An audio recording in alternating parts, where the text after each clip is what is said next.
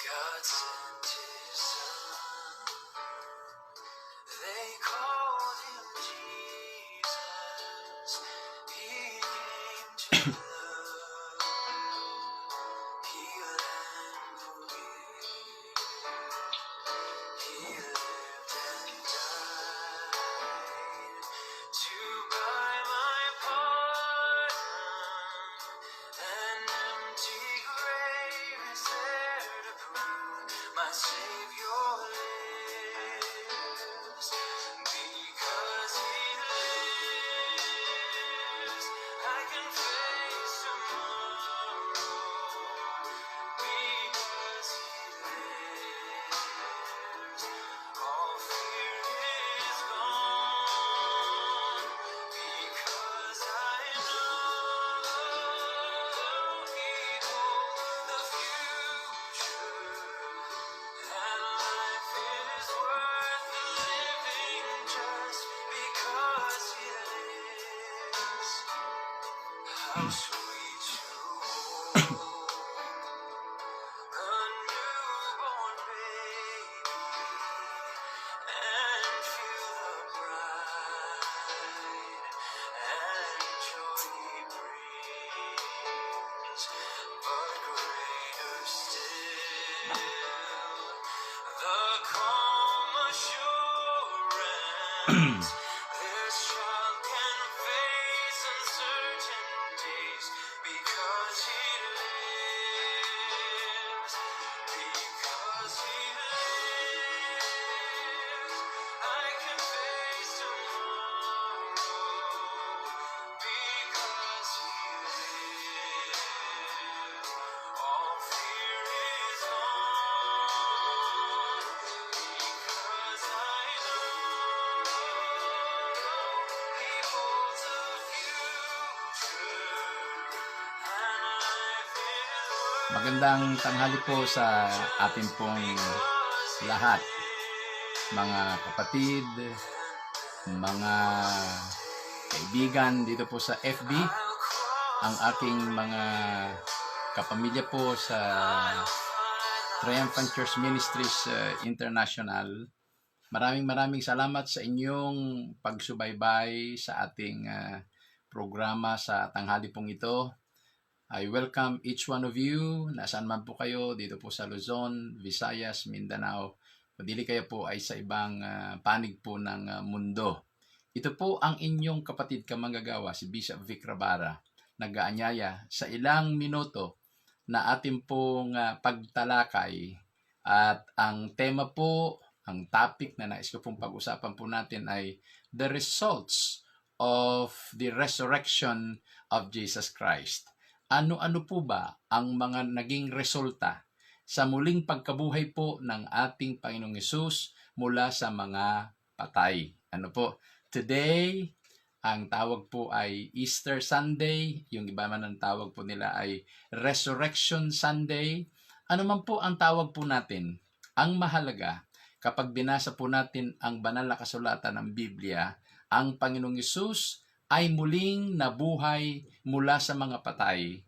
At tayo ay nagpapasalamat na ang katotohanan yan ay hindi po pwedeng maitago sa kasaysayan ng tao, bagkus ay taon-taon ay ating ginugunita. Taon-taon ay ating naaalala na merong isang tagapagligtas, isang Mesyas, nagkatawang tao upang ikaw at ako ay kanyang mahalin, upang ikaw at ako ay kanyang iligtas sa pagkakasala. And so today, sama-sama po tayo, nasaan man po kayo, sa living room, nandyan po kayo sa mga sala, nandyan po kayo sa mga dining hall, at nandyan po kayo, magkakasama po sa harap, hapagkainan. Ano man po ang inyong ginagawa, I welcome you all. Katulad po ng inawit kanina, because He lives, I can face tomorrow. Because He lives, I can face tomorrow. At kung tatanungin nila, papaano mo nasabi na si Jesus ay muling nabuhay? Karamihan ang sagot ay, I know that He lives I know that He lives, He resurrected from the dead because He lives in my heart. Yan ang madalas na ating mga narinig. And so, my brothers and sisters, I know na nagkaroon po kayo ng isang mabunga at makahulugan na pagdiriwang po ng tinatawag na Holy Week nung Friday. Marami tayong mga narinig na panood po na mga teachings patungkol po doon sa 7 last words ni Jesus Christ na ipaalala muli sa ating lahat yung kanyang 7 huling mga wika nung siya ay nakabayubay, nakapako sa krus ng Kalbaryo. Marami tayong natutunan, tiyak po, busog ang ating espiritual na mga buhay. At kahapon po Sabado, meron tayong magagandang mga kwentuhan sa pamilya. At kung nandyan yung mga kapitbahay ninyo ay nakapagkwentuhan kayo, talagang pinag-usapan po ninyo ang pag-ibig, katapatan po ng ating Panginoong Hesus sa buhay natin at sa buong sangkatauhan. And today, maraming maagang nagising sa atin sapagkat yung pong naging kultura ng mga Kristiyano ay pinagdiriwang po nila yung muling pagkabuhay. Maaga sila nagigising sapagkat ang dating ay yung sinasabi ng iba na salubong. Ano po? Salubong. At sa atin, mayroon mang kasabihan na salubong o wala. Ang mahalaga po, we believe that Jesus rose from the dead. Siya ay nabuhay mula sa mga patay. So today, join me as we look at some of the results of Jesus' resurrection. Ang babanggitin po ay hindi nangangahulugan na ito lang, kundi pumili lang po ako ng ilan sapagkat hindi po natin kakayanin po dito po natalakayin sa loob lamang po ng isang oras. It cannot and absolutely we cannot discuss all the results of Jesus' resurrection dito po sa isang oras po na programa, dito po sa live streaming po natin. Kaya pumili lamang po ako ng ating pong titingnan, tutunghayan bilang pagpapasalamat sa Panginoong Hesus sa kanyang ginawang sakripisyo at sa kanyang muling pagkabuhay mula sa mga patay. Bago po tayo darako sa ating pagbubulay-bulay pag-aaral, tayo muna po ay humingi ng gabay, talino sa Panginoon para po maunawaan natin ang mensahe sa tanghaling ito. Tayo po'y manalangin. Ama naming Diyos, maraming salamat po sa pagkakataong ito na kami po ay pwede na mag-aral, pwedeng matuto, even in the context of technology, malayo man kami sa isa't isa. And yet, O God, alam po namin that we are connected in the Spirit. We are connected in our mind and in our heart. So that together, Lord, we will learn, we will grow together as brothers and sisters. Maraming salamat sa mga kapatid ko po, Panginoon, sa Triumphant Church Ministries International, mula doon sa Candon City, Ilocos Sur, hanggang doon sa Quezon Province. Panginoon, yung pong online at nanunood, joining in this FB Live, Panginoon, dalangin po namin na kayo po ang siyang magbigay sa amin ng talino upang maunawaan namin ang nakalaan na aming usapin sa tanghali pong ito. Buksan niyo po ang aming isip, ang aming puso, at makita po namin na maliwanag. At ito, sa tulong ng banal na Espiritu, ay sisikapin po namin, Panginoon, na ito po ay maitanim sa aming buhay at maging paalaala, maging gabay sa aming pang-araw-araw na buhay. O luwalhatiin ang iyong dakilang pangalan. Papuri sa iyong pangalan, O aming Ama, sa kabutihan mo sa buhay ng bawat isa sa amin. Pinagkakatiwala po namin ang aming pagbubulay-bulay. Panginoon, salamat. Salamat sa pagsama niyo po sa amin wherever we are. Ibinabalik namin ang kapurihan, kaluwalhatian, at ang aming taos-pusong pasasalamat sa pangalan ng aming Panginoong Hesus. Ang lahat ay magsabi ng Amen. Amen at Amen. Maraming salamat po at tayo po ay darako po sa ating pagtalakay. Una ay nais kong tingnan po natin ang unang Korinto, Kabanata 15. 1 Corinthians chapter 15, basahin po natin ang verse 13 hanggang verse 14. Verse 13 at saka ng 14. 1 Corinthians 15. Ganito po ang ating mababasa po sa English Standard Version, ESV. Sabi, "But if there is no resurrection of the dead, then not even Christ has been raised." Ito po yung argumento at contention ng Apostle Paul na nais niyang patunayan na si Jesus ay muling nabuhay.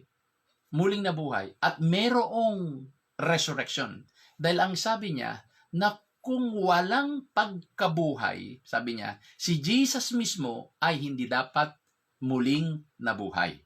Wow, ang ganda. And then in verse 14, "And if Christ has not been raised, then our preaching is in vain, and your faith is in vain." At kung si Kristo ay hindi nabuhay, sabi niya, ang aming mga pangangaral ay walang kabuluhan, ang iyong pananampalataya ay walang kabuluhan. Ibig sabihin ay pinapatunayan, kanyang ipinagtatanggol, kanyang talagang idiniin sa mga taga-Korinto na merong muling pagkabuhay at ang unang-una na bunga ng muling pagkabuhay ay walang iba kundi si Jesus Christ. Kaya merong muling pagkabuhay. At ang sabi niya na talagang katotohanan yan dahil kung hindi totoo ang muling pagkabuhay, si Kristo mismo ay hindi muling nabuhay. Ibig sabihin po, pinapatunayan niya na may muling pagkabuhay at pinapatunayan ng Apostol Pablo na si Jesus mismo, ang ating Panginoong Jesus, ay muling nabuhay. Ano-ano ho ba ang mga resulta ng muling pagkabuhay ng ating Panginoon? But before that, alam niyo po, napakaraming tinatawag na mga religious groups. Ano po, napakaraming religious groups. Meron silang mga founders na tinatawag. Halimbawa po ang Islam, ano po, nandyan si Muhammad. Ano po, si Muhammad, itinayo niya ang Islam na religion. Pero si Muhammad po, siya ay nabuhay, namatay, pero hindi po siya muling nabuhay. Halimbawa po ang mga iba-ibang mga religion, hindi na po ako magbabanggit, iba-ibang religion, meron silang mga founders, merong nagpasimula sa kanilang mga religious groups, pero wala kahit isa sa mga nagpasimula ng anumang religious group na siya'y ipinanganak, namatay at muling nabuhay. Pero po sa tinatawag nating Kristyanismo, na hindi po ito tinatawag na religion, kundi isang relationship with God through Jesus Christ. Ang Kristyanismo, ang ating pananampalataya ay tinuturo ng Panginoong Hesus ay nagkatawang tao. Isinilang siya, naging sanggol, naging bata, naging katulad po natin. Siya ay ipinako sa krus, siya ay namatay, ngunit noong ikatlong araw, muling nabuhay. He is the only person na nagtatag ng pananampalatayang Kristyanismo na namatay pero muling nabuhay. Glory be to God, thanks be to God, sapagkat yung ating sinasamba, yung ating sinusunod, yung ating pinaglilingkuran ay hindi lamang siya nangaral, hindi lamang siya nagpagaling sa mga may karamdaman, kundi siya po ay namatay pero siya ay muling nabuhay para patunayan na talagang siya ang Lord over the universe at siya ay makapangyarihan. At sa kanyang muling pagkabuhay, ano-ano ho ba ang mga resulta ng kanyang muling pagkabuhay? Number 1 po, ay doon pa rin po sa 1 Corinthians chapter 15, verse 17. Sabi niya, "And if Christ has not been raised, your faith is futile and you are still in sins." At kung hindi nabuhay si Jesus, ang inyong pananampalataya ay walang kabuluhan at kayo pa rin ay nasa inyong mga kasalanan. You are still in your sins. Ibig sabihin, nandyan pa rin kayo sa kapangyarihan ng kasalanan. Nandyan pa rin kayo, nilulukuban pa rin kayo ng kasalanan. Nandyan pa rin yung kasalanan na bumabalot sa inyo. Nandyan pa rin yung pagiging makasalanan ninyo kung hindi muling nabuhay si Jesus. Ibig sabihin po, si Apostol Pablo ay kanyang binibigyang diin na si Jesus ay muling nabuhay at ito po ang isa sa naging resulta ng muling pagkabuhay ng ating Panginoon. Ito po, una, it guarantees forgiveness. It guarantees forgiveness. Ang muli niyang pagkabuhay ay nagbibigay ng kasiguraduhan, ng katiyakan na mayroon pong kapatawaran sa ating mga kasalanan. Going back in the Old Testament, nung Old Testament po, pag ang mga tao po doon ay lumapit sa Diyos, sila po ay sasamba sa Diyos, kinakailangan ay meron po silang handog. At yun yung hayop, kukunin nila yung dugo at kanilang iwiwisik doon sa tabernakulo, doon sa most holy place. At yun ay ginagawa nila, halimbawa po, once a year, yung tinatawag na Day of Atonement. Ano po? Na yung dugo ay dadali na mataas na saserdote doon sa most holy place, iwiwisik niya doon sa tabernacle, doon sa loob ng tabernacle, at doon po, ang ibig sabihin ng atonement ay to cover, para takpan ang kanilang mga kasalanan. So in the Old Testament ay meron nang nakikita, there is a shadow of things to come, ay nagbibigay na ng mensahe na talagang kailangan ng dugo. Dahil ang sabi po na Apostol Pablo, for without the shedding of blood, there is no remission. Kaya nung dumating na po sa New Testament kay Jesus Christ, dugo pa rin po ang kinailangan.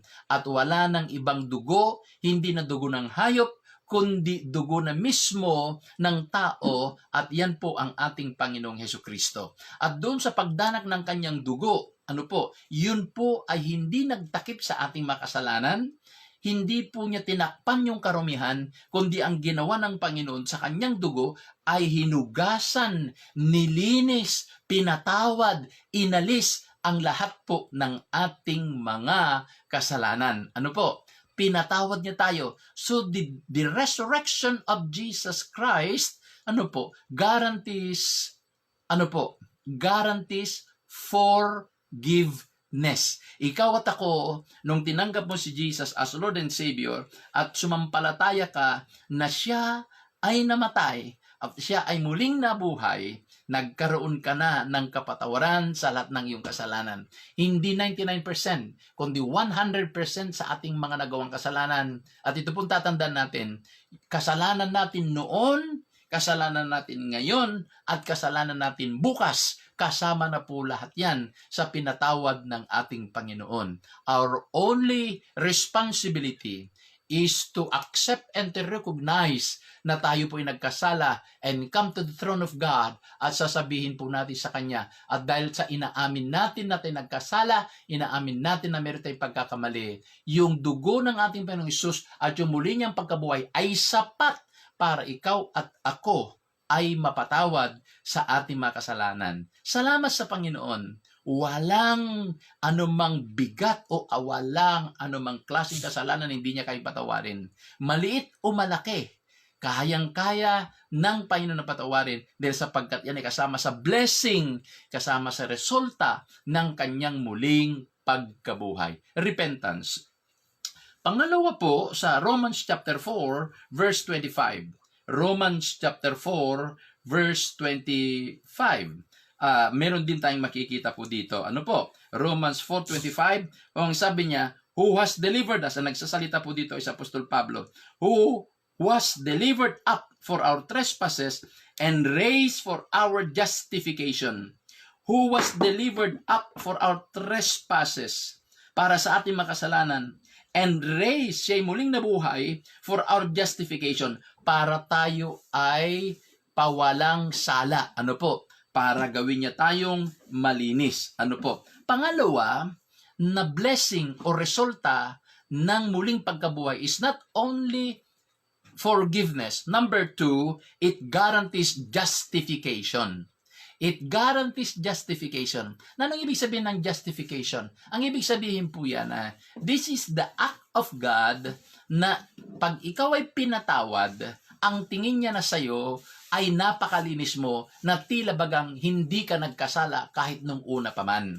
So positionally in the eyes of God, ang bawat isa na tumanggap kay Jesus as Lord and Savior, ang tingin ng Diyos, ikaw ay malinis, bagamat ikaw ay dating makasalanan. But because of the resurrection of Jesus Christ, ito yung nagbigay sa iyo at nagbigay din sa akin ng isang guarantee, katiyakan na ikaw ay nilinis, hindi lamang nilinis na pinatawad, forgiven, but justification. Ikaw ay inaring ganap sa harapan ng Diyos. Malinis ka. Ang illustration ko po dyan ay parang isang buko na pag biniyak mo yung buko, puting-puti ang makikita mo na laman ng buko. Ganun po ang ating pagsasalarawan sa justification. Na sabi nga po nila na yung pong justified na tinatawag, inaring ganap, pinawalang sala. Ibig sabihin, dati kang makasalanan, pinawalang sala, nilinis ang iyong makasalanan, forgiven ka, at ang tingin ng Diyos sa iyo ngayon ay malinis na malinis. Justified, na pag isilavicate po natin yan, justified, just it I've never seen, just if I've never seen, justified, just if I've never seen. Yan ang tingin sa iyo ng Diyos. Although sa pang-araw-araw nating buhay, ay meron tayong mga pagkakamali, meron tayong mga kapintasan, pero kalimutan natin yan sapagkat bahagi yan ng ating paglago. Ang tawag po dyan ay sanctification. But in the eyes of God, sa paningin ng Diyos, you are 100% clean. You are 100% justified as if you have never sinned even before. Why? Because that is part of the blessing or the results of Jesus' resurrection. Salamat sa ating Panginoon na tayo po ay inaring ganap. Pangatlo po na makikita po natin dito na blessing o dili kaya po ay pagpapala o resulta ng kanyang muling pagkabuhay ay yun pong nasa Matthew chapter 28. Ano po? Matthew chapter 28, ito ay madalas po na naririnig po natin sa ating mga pastor. Matthew chapter 28, ang sabi sa verse 20, Matthew 28 verse 20, ang sabi ni Jesus sa mga disciples, teaching them to observe all that I have commanded you. And behold, sabi niya, and behold, I am with you always to the end of the age. Nung binanggit po ng Panginoong Hesus po ito, siya po ay muling nabuhay na po. Muling nabuhay na siya. Ano po? Hindi ito yung pangangaral niya nung siya nangangaral pa lang dito, kundi tapos na yung kanyang muling pagkabuhay at bago siya bumalik sa langit, ay binitawan niya itong mga salitang ito, pangakong ito sa kanyang mga disipulo. Yung sabi niya, and behold, I am with you always to the end of the age. Ang ganda yung sabi niyang always. Hindi niya sinabing once in a while, o hindi niya sinabi once you have a problem, o hindi niya sinabing if you have trouble, o hindi niya sinabi if you are sick, or sinabing if you are persecuted. Kundi ang sinabi po ni Jesus, and behold, sabi niya, and behold, and remember, sabi niya, and remember, I am with you always to the end of the age. Wow! What a promise. Na itong promise na ito is a blessing and a result of His resurrection from the dead. So, una po na resulta o blessing, forgiveness. Number 2 na blessing o resulta is justification. Number 3 po ay, it guarantees fellowship with Him. Fellowship, na tayo ay kanyang sasamahan, na tayo ay kanyang kasakasama, saan man tayo magpunta, ano man ang sitwasyon po natin, kasama po natin ang resurrected Christ. Although hindi po literal na parang tao na kasama mo na nandyan kayo, naglalakad kayo, na 2 o 3, may kasama ka tapos si Jesus. Hindi po, kundi in the Spirit, through the person of the Holy Spirit. Kasama po tayo ng ating Panginoon. Sinasamahan tayo ng ating Panginoon. Thanks be to God sapagkat sa kanyang muling pagkabuhay mula sa mga patay ay hindi niya tayo iniwan. Nung pagbalik niya sa heaven, pagbalik niya doon sa kanyang pinanggalingan na heaven, hindi niya iniwan ang mga disipulo, hindi rin niya iniwan ang kanyang magiging future disciples, kundi ang sabi niya, I will pray to the Father and will send you another comforter, Parakaleo, the one that is called besides you. Besides yung kasama mo, at walang ibang Parakaleo kundi ang Holy Spirit. Ang Holy Spirit po ang kasama po natin. Kung kaya nga't mag-isa ka man, ikaw man ay may kasama o wala, may karamdaman ka o wala, may problema ka o wala, may mga hamon ka sa buhay o wala, result of His resurrection or the blessing of His resurrection is fellowship with Him. Thanks be to God. Ngayon po ay tayo ay dumaranas po ito pong COVID-19 pandemic. Maraming nangangamba, maraming natatakot, maraming nagpapanik. Patawarin niyo po ako, pero sasabihin ko po sa inyo, hypocrisy kung sasabihin natin hindi man lang tayo makaramdam ng kaba, pangamba o takot. Ano po?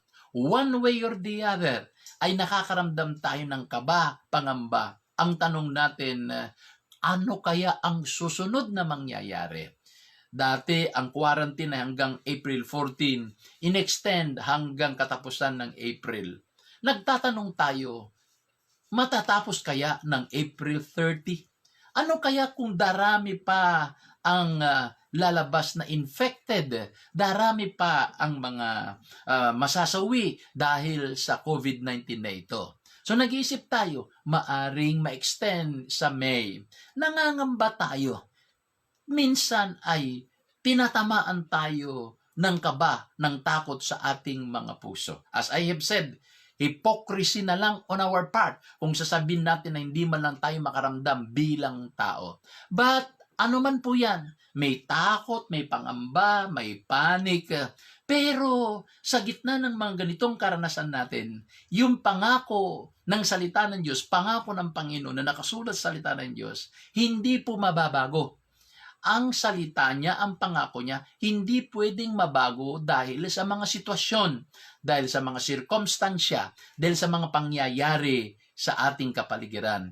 It will remain as the word, it shall remain as the promise, it shall remain as spoken word of God. Hindi lamang para sa mga disciples, kundi para sa iyo, para sa akin, para sa ating lahat na mga mananampalataya.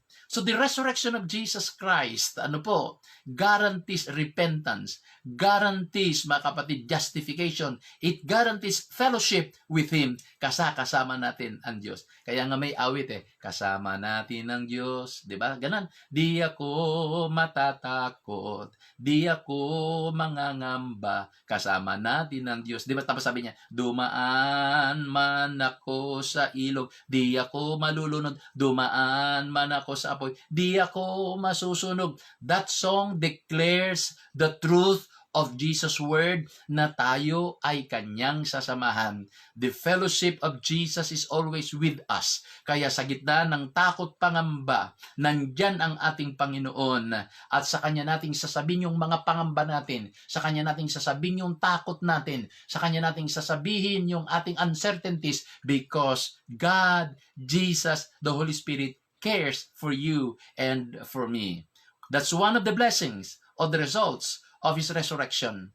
Fellowship with Him. Remember, ano man ang iyong sitwasyon, ano man ang aking sitwasyon, ano man ang mangyayari dito po sa COVID pandemic na ito, Jesus is with us through the Holy Spirit. He is fellowshipping with us at tayo ay kanyang itatawid sa landas ng buhay at kung ano man ang ating magiging karanasan, He is there, fellowshipping with us. He is there, caring for us hanggang sa matapos po ang ating mission. Kaya po, cheer up, my brothers and sisters. Yung aking mga kapamilya sa Triumphant Church Ministries International, cheer up in the midst of trouble, in the midst of fear and panic. Cheer up because Jesus is amongst us and with us and the Holy Spirit is alongside with us, comforting us. Hallelujah! Salamat sa ating Panginoon. Ano po? Pang-apat po na resulta ng muling pagkabuhay, mga kapatid, pang-apat ay dito po sa 1 Peter chapter 1 verse 3. 1 Peter chapter 1 verse 3. Makipagbukas po kayo sa akin. 1 Peter chapter 1 verse 3. Ano po? Ang sabi po dito, sabi ni Apostol Pedro, "Blessed be the God and Father of our Lord Jesus Christ.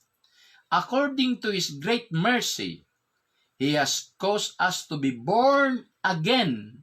Ang galing ano? He has caused us to be born again to a living hope through the resurrection of Jesus Christ from the dead.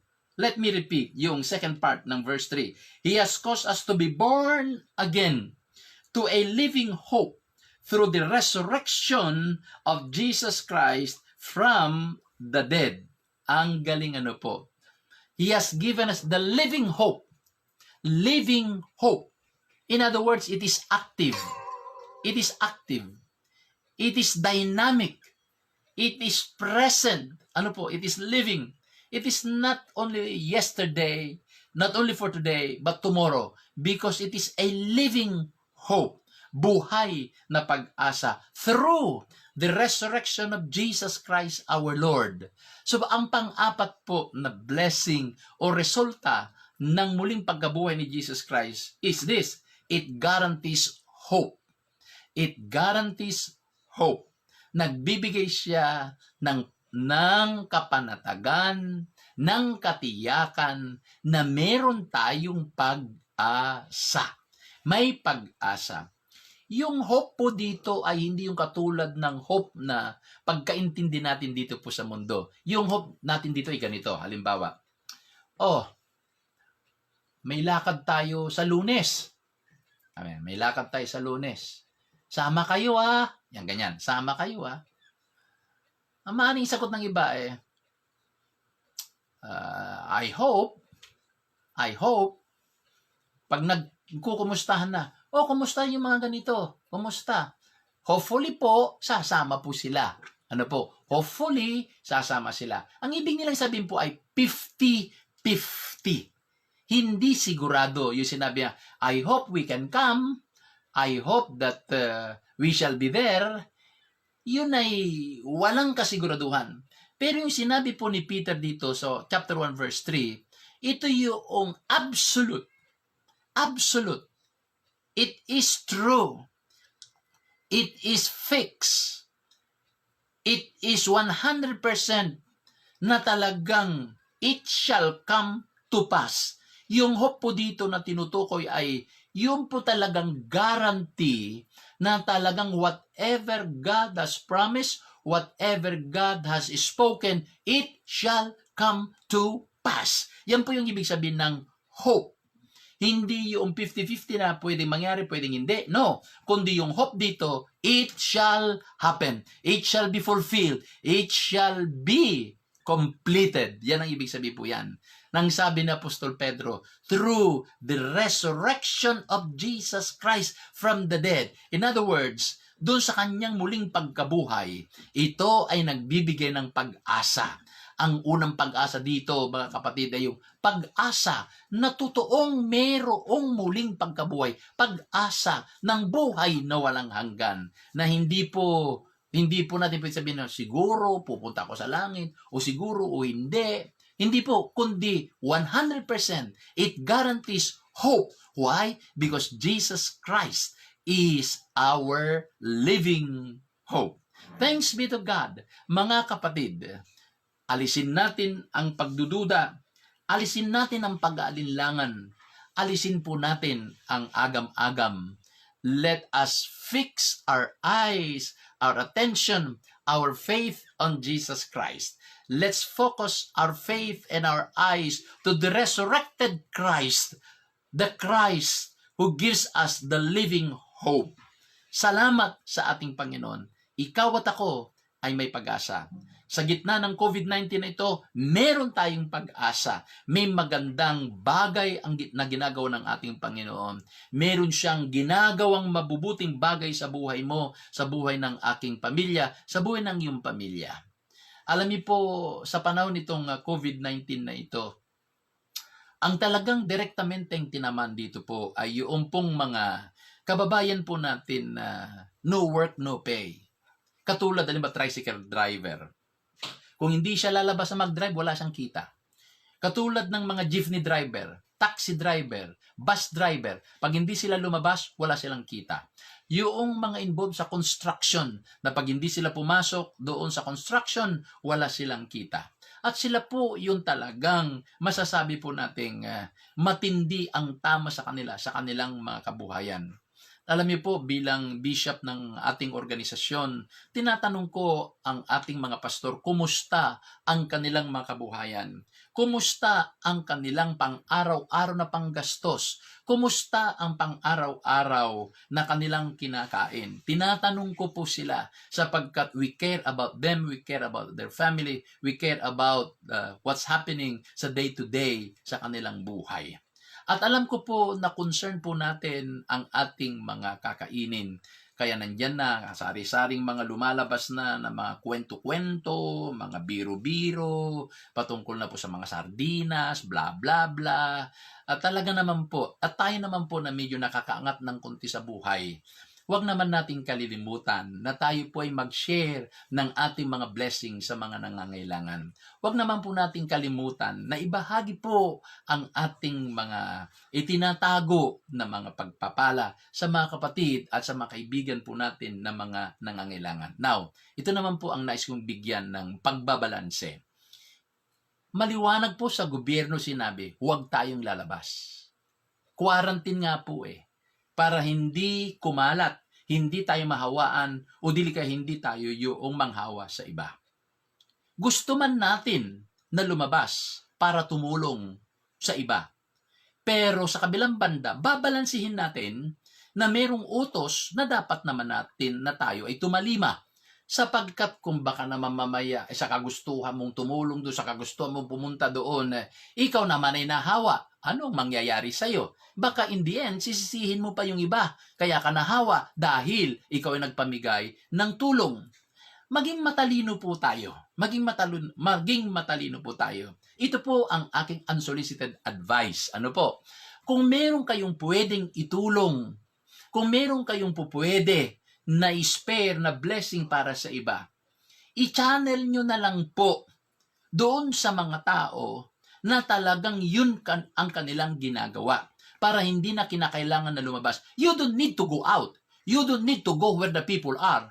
Ang kailangan lang po yung tulong ay makarating kung nasaan yung mga tao. Ano po? Kung makarating kung nasaan ang mga tao. Ako mismo po talagang nais namin tumulong na mag-asawa.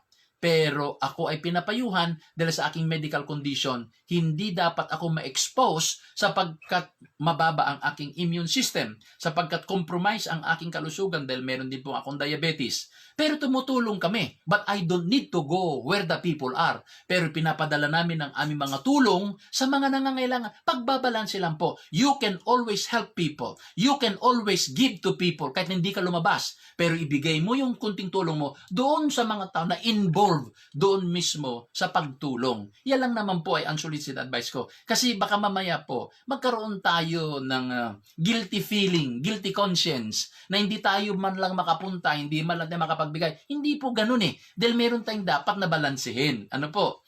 Ngayon, kung matatapang yung iba, so go. Kung matatapang po kayo, kung you disregard the rules, you disregard the quarantine rules, you go. Pero kung ano man mangyari sa inyo, wala kayong sisisihin, kundi ang sarili din po ninyo mismo. Isa pa, gusto mong lumabas. Pag hinarang ka, ano ngayon ang ikakatwiran mo? Ano ikakatwiran mo? Ang hirap diyan kung ano-ano halimbawa ang gagamitin mong palusot, kung ano-anong gagamitin mo na na alam mo na may quarantine. So, ang kailangan lang po ay, let's be wise as a serpent, harmless like a dove. Ulitin ko po, walang masamang tumulong, but we have to be a balanced person. Babalansihin po natin para sa ganun po, tayo ay maingatan. On the one hand, tayo ay makatulong sa ibang mga tao. Ano po? So there is hope. In the midst of this, there is hope. There is hope. Tumulong ka, there is hope. Tulungan ka, there is hope. Magtulungan tayo, there is hope because of the resurrection of Jesus. Panglima po na blessing o resulta ng muling pagkabuhay ni Jesus, Acts chapter 2, verse 32. Acts chapter 2, verse 32. Ang ganda, ito rin po. Acts chapter 2, verse 32. Ano po? Babasahin ko po ito. Acts chapter 2, verse 32 to 33. This Jesus, God raised up. This Jesus, God raised up, and of that we all are witnesses. Being therefore exalted at the right hand of God, and having received from the Father the promise of the Holy Spirit, He has poured out this that you yourselves are seeing and hearing. Ang galing ano po. And having received from the Father the promise of the Holy Spirit, He has poured out this that you yourselves are seeing and hearing. As a result of the resurrection of Jesus Christ, ano po? Ang isa sa blessing o ang isa sa resulta ng kanyang muling pagkabuhay is the guarantee of the presence of the Holy Spirit. It guarantees the presence of the Holy Spirit. Wow! Hallelujah! At talaga naman, nung nandito si Jesus Christ, bodily form, nandito siya kasama ng mga disipulo, nandun siya, literal. Pero nung siya'y bumalik na sa langit dahil muli siyang nabuhay mula sa mga patay, ay nanalangin siya na mayroong papalit sa kanya, and that is the person of the Holy Spirit. At dahilan, sabi dito, God raised Jesus from the dead.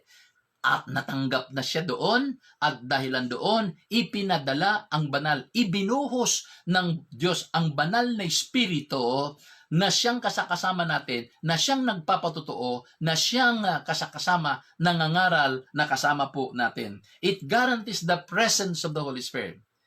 Nag-resurrect si Jesus. Bumalik na siya sa langit, pero hindi niya iniwan ang disipulo at hindi niya tayo iniwan na walang kasama. Merong kahalili si Jesus, and that is the person of the Holy Spirit. That's why we can rejoice because the Holy Spirit is residing in our hearts at kasakasama po natin ang kanyang presensya. Pang-anim po na makikita po natin dito na resulta o blessing ng kanyang muling pagkabuhay ay 1 Corinthians 15. Balik tayo sa 1 Corinthians 15. Ano po? 1 Corinthians 15 verses 1 Corinthians 15 verses 54. Ano po? 54. Oh, I like this one. Sabi niya pababa. When the perishable puts onto imperishable, and the mortal forth puts on immortality, then shall come to pass the saying that is written, Death is swallowed up in victory. O death, where is your victory? O death, where is your sting? Then in verse 56, the sting of death is sin, and the power of sin is the law. But thanks be to God who gives us the victory through our Lord Jesus Christ. Parang si Apostol Pablo, hinahamon niya ang kamatayan. Nasaan ang iyong kamandag? Nasaan ang iyong kapangyarihan? Sinasabi niya sa kamatayan, ikaw ay nilupig na, ikaw ay tinalo na ng aming tagumpay. At ang sabi po dito, nagpapasalamat tayo sa Diyos sa pamamagitan ni Kristo Jesus na siyang nagbigay ng tagumpay. Ano po ang mga blessing? Ano yung mga resulta ng kanyang muling pagkabuhay? Number 1, it guarantees forgiveness. Number 2, it guarantees justification. Number 3, it what? Guarantees what? Fellowship with Him. Number 4, it guarantees ano po? The presence of the Holy Spirit. Number 4, it guarantees hope. Number 5, it guarantees the presence of the Holy Spirit. Number 6, it guarantees victory. Tagumpay. Hallelujah. Nagbibigay ng katiyakan ng tagumpay. Bakit tagumpay? Napagtagumpayan ni Jesus ang kamatayan. Ano po? Dahil yun ang talagang gustong-gusto ni Satanas at mga demonyo ng mga nilalang ng Panginoon ay mapahamak, mamatay at malayo sa Diyos. Pero dahil siya ay nagbuhos ng buhay, nag-alay ng buhay, ibinigay niya ang kanyang buhay, nagsakripisyo sa krus ng Kalbaryo, sa Golgotha, sa place of his skull, sa Calvary, at siya'y namatay. Pero muli siyang nabuhay mula sa mga patay. At ang resulta ay tagumpay. Hallelujah. Tagumpay, bakit? Sapagkat tinalo niya ang kamatayan. Tinalo niya ang kamatayan sa pamamagitan ng kanyang sariling buhay mismo. At nung muli siyang nabuhay, ay kanyang i-display ang kanyang kapangyarihan that Jesus has conquered the grave, has conquered death, and He is guaranteeing us and is giving us victory for day-to-day living. Salamat po sa ating Panginoon na ikaw at ako ay hindi mabubuhay ng talunan, kundi tayo ay mabubuhay na mga matatagumpay na mga anak ng Diyos. At ang panghuli na nais ko po na bitawan o iwan po sa inyo ay 2 Corinthians chapter 4. 2 Corinthians chapter 4. 2 Corinthians chapter 4 verse 14. 2 Corinthians chapter 4 verse 14. Ang sabi po dito, knowing that He who raised the Lord Jesus will raise us also. I like that. Knowing that He, meaning God the Father, who raised the Lord Jesus, will raise us also with Jesus and bring us with you into His presence. Wow! Ang Ama, binuhay niyang muli si Jesus, at ang sabi po dito, tayo din po ay bubuhayin mula sa mga patay. Halimbawa po ay kukunin na tayo ng kamatayan at hindi pa po babalik ang ating Panginoon. Pagbalik po niya, bubuhayin niya tayo. Mula sa pagkahimbing, pagkatulog, o pagiging patay sa laman. So, ang pangpito na nais ko pong iwan sa inyo na resulta o blessing ng kanyang muling pagkabuhay ay it guarantees resurrection. It guarantees resurrection. Mabubuhay ka, bubuhayin kang muli ng ating Panginoon kung sakaling mauna ka na hindi pa siya babalik at kukunin ka ng kamatayan. Pero pagdating niya, tayo ay kanyang muling bubuhayin. At ang sabi po ng Apostol Pablo, yung bumuhay kay Jesus, siya rin po ang bubuhay sa atin para makasama po natin ang ating Panginoong Yesus magpakailanman. Thanks be to God for Jesus who offered His life. He died, but on the third day, rose from the grave, rose from the dead. At dito sa kanyang muling pagkabuhay, itong 7 na pinili ko na resulta o pagpapala ng kanyang muling pagkabuhay. Number 1, it guarantees forgiveness. Ikaw at ako ay pinatawad niya. Number 2, it guarantees justification. Ikaw at ako ay inaring ganap na ang tingin ng Diyos sa iyo ay parang hindi ka nagkasala nung una pa man. Pangatlo, it guarantees fellowship with Him. Hindi niya tayo iiwan through the person of the Holy Spirit. Kasama natin ang ating Panginoon. Number 4, it guarantees hope. Meron tayong pag-asa. Meron tayong tinatanaw na mabuti, mapalad na pag-asa. Number 5, it guarantees the presence of the Holy Spirit. Na ang presensya ng Banal na Espiritu ay kasakasama po natin saan man tayo magtungo, saan man tayo magpunta. Pang-anim, it guarantees victory. Victory, may tagumpay sa ating Panginoong Yesus. There is victory in the resurrected Christ. At ang pang-7 na pinili ko, it guarantees resurrection. Ikaw at ako, kung sakali mang kunin ng Panginoon, tayo ay mamamatay na hindi pa siya bumabalik. Pero pagbalik niya sa rapture, tayo ay kanyang muling bubuhayin. At makakapiling niya, makakasama niya, magpakailanman. Ito po yung 7 na pinili ko. Marami pang iba, pero hindi natin kayang talakay lahat. Pero pinili ko po itong 7 ito para may paalala sa ating lahat. Kung ano ba yung mga resulta, ano ba yung mga pagpapala sa mga muling pagkabuhay ng ating Panginoong Jesus. Salamat ng Panginoon natin ay hindi na natili sa libingan, hindi na natiling patay, kundi siya ay muling na buhay. Ikaw at ako ay dapat na patuloy na manampalataya sa Kristo, sa Jesus na namatay, pero siya muling nabuhay at ngayon ay nandun nakaupo sa luklukong kanang trono ng Ama. Nawa ang mga pagpapalang ito itanim sa ating puso, sa ating isip, at maging gabay natin sa ating pang-araw-araw na buhay para tayo din po naman ay maging masigla, maging matapang sa ating mga paglilingkod sa ating Panginoon. Maraming salamat sa ating mga pakikinig at nawa po ang inyong narinig sa tanghaling ito ay naging pagpapala sa inyong lahat.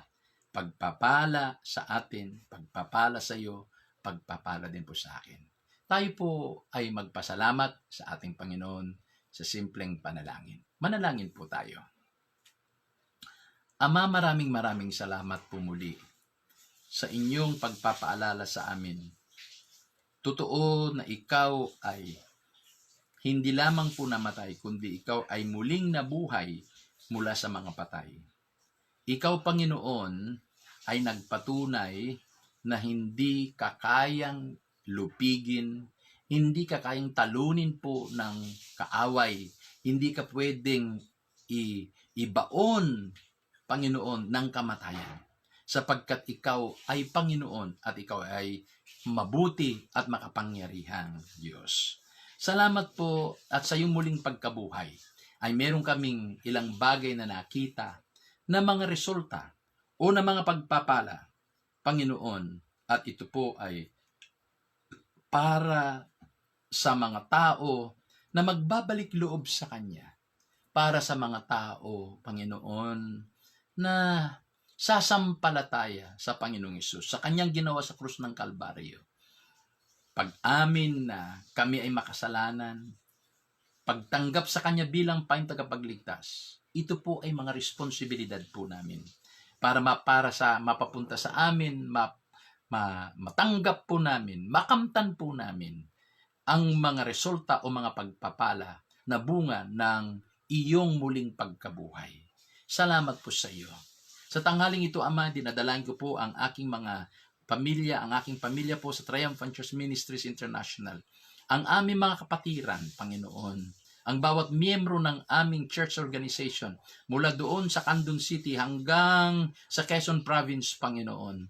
Lord, I pray na ang bawat mananampalataya sa Triumphant Church Ministries once again ay napaalalahanan po kami, Panginoon, sa mga pagpapalang dulot ng muling pagkabuhay ng aming Panginoong Hesus. Ang aming mga pamilya ay muling napatatag, muling napaalalahanan, at dahilan po sa napaalalahanan po kami, nawa, Panginoon, magdulot naman po ito sa amin ng isang puso, isang isip, isang buhay na patuloy po na nagpapasakop, patuloy po, Panginoon, na nag-aalay ng buhay sa aming Panginoon na namatay para sa amin. Salamat po sa iyo, aming Ama, at dalangin ko po na patuloy niyo kaping iingatan sa panahon ng aming kinakaharap na COVID-19 pandemic na ito. Lord, Panginoon, lalong maging malakas kami, lalong magiging matapang kami, lalong haharapin namin ito na merong kapanatagan sa aming puso't isip because of the results or the blessings of the resurrection of Jesus Christ. And one of them is living hope. Buhay na pag-asa. May pag-asa kami. May magandang darating na bukas. May maganda na mangyayari, Panginoon. Meron po kaming aasahan na mabubuti, magaganda, kahanga-hanga na mga mangyayari, Panginoon. Because you are powerful and you are our God.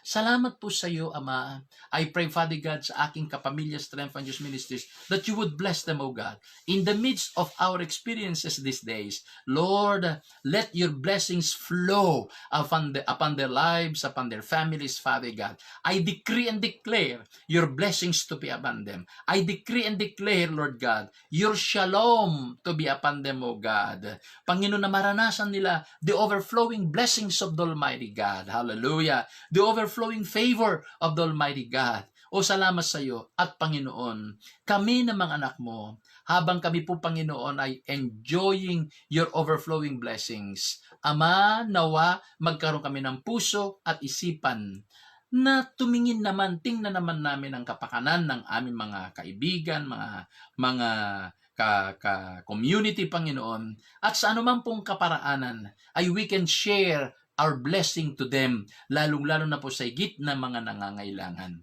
Despite the fact, Lord God, na meron pong mga quarantine rules, paibigyan nyo kami ng wisdom what to do. Panginoon, kung meron man kami pwedeng itulong, ay i-channel namin, Panginoon, sa mga dapat na gumawa ng mga ito para mangyari naman po, makakatulong kami, pero masunod na naman po namin ang quarantine rules na ipinapatupad ng aming pamahalaan. O salamat po sa iyo, o aming Ama. O you have blessed us in order to be channels of blessings upon other people, dear Father. Salamat po sa iyo dahil alam po namin, Ama, hindi mo kami pababayaan, hindi mo kami iiwan. Purihin po kayo. O Panginoon, selyuhan po ninyo sa aming mga puso ang mga narinig naming mensahe na magpapatatag, magpapalakas po sa amin. Salamat po, luwalatiin po kayo. Salamat sa narinig po namin. At Ama, dahilan po dito, ibinabalik namin sa iyo ang mataas na papuri, mataas na pagluluwalhati, mataas na pasasalamat dahil sa iyo nababagay ang lahat ng mga ito.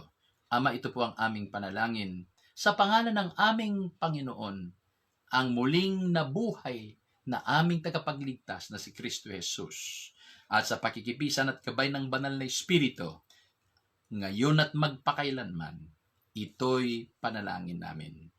Ang lahat ay magsabi ng Amen. Amen at Amen. Maraming salamat po sa ating lahat. Ako po'y nananampalataya na kayo po ay pinagpala ng Panginoon. Meron kayong natutunan, meron po kayong napulot na aral. Base po dito sa ating tinalakay. Kaya maraming salamat sa aking mga kaibigan dito sa Facebook. Don't forget to subscribe to my YouTube channel, Vic Rabara Channel. Mag-subscribe po kayo para sa ganun po ay makita niyo po yung mga unang na-upload na po na aking po mga videos. Vic Rabara Channel para makasama po kayo doon sa pagre-review, panunood at may share niyo pa rin po yung mga nauna ko pong mga uploaded na mga videos. At sa mga kaibigan ko at mga kaibigan po ni Pastor Henny, mamayang 2:00 ay magla-live streaming din po siya. Abangan po ninyo. At sa mga kaibigan ko at kaibigan din ni Pastor Francis, mamayang gabi ay si Pastor Francis po ay alam ko magla-live streaming din po siya. Samantalahin po natin na tayo po ay matuto habang tayo po ay nag-e-enjoy ng quarantine. Sa inyo pong lahat, maraming salamat po at nawa ang pagpapala ng Panginoon ay ating maranasan, overflowing blessings and the shalom of God ay ating pong makakamtan lagi sa ating pang-araw-araw na buhay. So sa inyo, salamat po.